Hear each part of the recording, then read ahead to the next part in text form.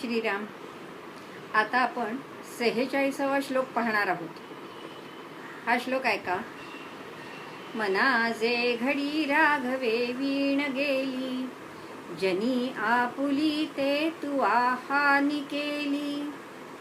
रघुनायका वीण तो क्षीण आहे, जनी दक्ष तो लक्ष लावो निपाहे. श्रीराम. मुलांनो, वेगवेगळ्या पद्धतीने समर्थ वेळोवेळी आपल्याला एकच गोष्ट सांगतायत की बाबा रे माझ्या मना, गेलेला वेळ हा पुन्हा कधीही परत येत नाही. एकदा काळ गेला की गेला. मग तुझं ध्येय काय आहे? तुझं आयुष्य हे क्षणाक्षणाने कमी होतंय, हे तू लक्षात घे. आणि तुझ्यासमोर तुझं काय ध्येय आहे? तर रामापाशी वस्ती करणं, रामाचं दर्शन करणं, रामापाशी राहणं हा तुझा ध्येयाचा तारा आहे. आणि हे जर तुझं ध्येय असेल तर हा रामाचा जो पंथ आहे हा अनंत पंथ आहे. आणि या पंथावरून वाटचाल तुला करायची आहे. त्याच्यामुळे क्षण क्षण तू अजिबात वाया दौडू नको. या मार्गावरून वाटचाल करताना रस्त्यामध्ये घडणाऱ्या घटना, भेटणारे लोक यांच्यामध्ये रमून जाऊ नकोस. आपला वेळ कसाही वाया घालवायचा नाही. जीवन जगत असताना नेहमी सावध राहा. तुझं ध्येय काय आहे त्याच्यावर लक्ष असू दे. आई आपल्याला नेहमी सांगते ना की आता परीक्षा जवळ आली. अरे किती जवळ परीक्षा आली आहे, वेळ वाया घालवू नको बाळा.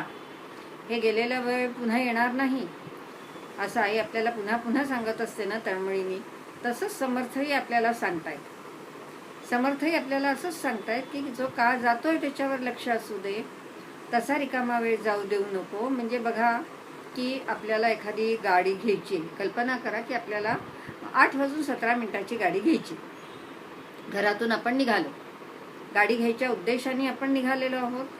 आणि रस्त्याने जाता जाता थोडंसं अंतर चालून गेला, तिथे खूप गर्दी घोळका दिसला आणि तुम्ही काय केलं, गर्दी कशाची आहे म्हणून पाहिला, तिथे थांबलात. डोकावलात तर ॲक्सिडेंट झाला होता, तिथे वेळ घालवलात समजा.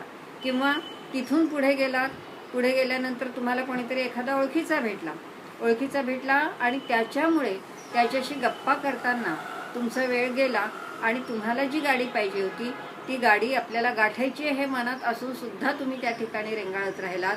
समजा काही कारणाने हा एक मित्र होता, दुसरा कोणीतरी एखादा भेटला आणि तुमच्या लक्षात आलं की अरे यांनी आपल्याजवळ मागच्या वेळा पैसे घेतले होते आणि ते त्यांनी परत केलेच नाहीये, आत्ता भेटला तर आपण त्याला विचारूया.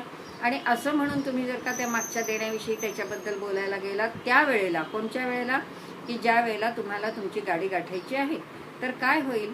मित्र भेटला म्हणून वेळ गेला, कोणीतरी भेटला त्याच्याजवळनं वसुली करायची म्हणून वेळ गेला, किंवा एखादा ॲक्सिडेंट झाला तो बघण्यामध्ये तुम्ही वेळ गेला. असं जर का काही झालं तर शेवटी परिणाम व्हायचा तो एकच होणार आहे, ती तुमची जी ठरलेली गाडी आहे ठरलेल्या वेळाची ती निघून जाणार. आणि असं होता कामा नये. असं जर झालं तर काय होतं की आपलं ध्येय आहे त्या ध्येयापासून आपण दूर ढकलले जातो. जो आपला उद्देश आहे तो साध्य होत नाही. आणि म्हणूनच समर्थ आपल्याला असं सांगतायत की ही नुसती पायपीट, नुसत्या जन्माच्या येराझारा या सगळ्या क्षीण आणणाऱ्या असतात.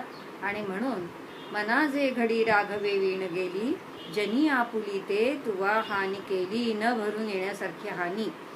रघुनायका वीण तो क्षीण आहे, जनी दक्ष तो लक्ष लावोनी पाहे. काय करायचं की म्हणून जगामध्ये तुम्ही वावरता आहात, वागता आहात, त्यावेळेला कसं असलं पाहिजे तर नेहमी दक्ष म्हणजे सावध असलं पाहिजे. आणि आपलं जे लक्ष आहे म्हणजे आपलं जे ध्येय आहे त्या ठिकाणी आपलं नेहमी लक्ष असलं पाहिजे. ध्येयाच्या ठिकाणी आपली नजर असली पाहिजे, त्याचं भान असलं पाहिजे. एक क्षणही रिकामा जाणार नाही याची सवय जर आपण मनाला लावून घेतली तर, आणि तसा जर आपण प्रयत्न केला तर मुलांनो मनाला हळूहळू ही सवय लागत जाते. सदा देता घेता उठत बसता कार्य करिता, घरी दारी शय्ये वरी बहु सुखाचे अवसरी, समस्तांचे लज्जा तेजुनी भगवत चिंतन करी. हे चिंतन मनातल्या मनात आपण करू शकतो. आणि रामाचा अनंत पंथ एकेका पावलांनी करत, क्षणाक्षणाला करत आपण काय करत असतो की रामाजवळ जात असतो. म्हणून राघवा वीण गेलेली घडी हा आपला क्षीण आहे.